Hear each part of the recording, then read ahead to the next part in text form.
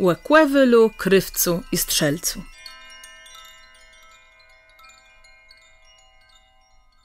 Kłewyl, krywc i strzelc śle na woder. Łeni zabłudzele w lese i nie wiedzele, gdzie łebno cłestac.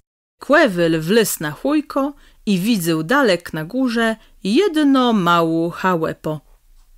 Łeni śle do tych checie, a myślele, że tom kto mieszkał.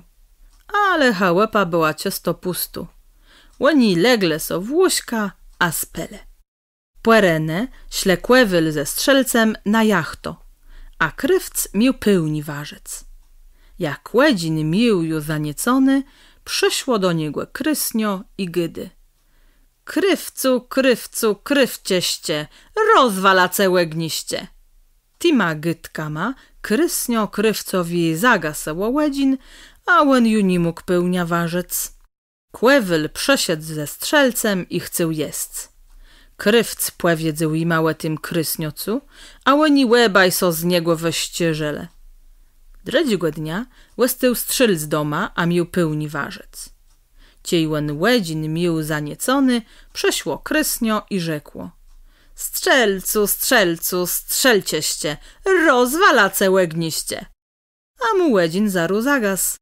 Strzelc tysiu nie mógł warzec, a kłewyl, co zmociony z jachtę przesiedł, miał głód i baro wadzył. Trzeciego dnia łestył so w checie kłewyl pełni warzec.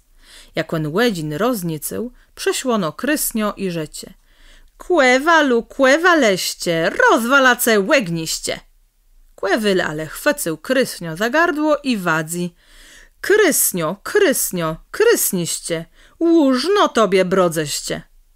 Tyj wzuł noziece, ale krysnio płaciało płakać i prosec, by tego nie robił i przerzykać kłewylowi i jego przejacelom wiele ściescy.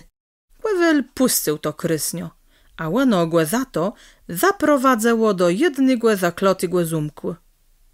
Tułen zabił pesykram smłeka, co przed dwierzama leził, a wybawił króla ze 3 jego córkama.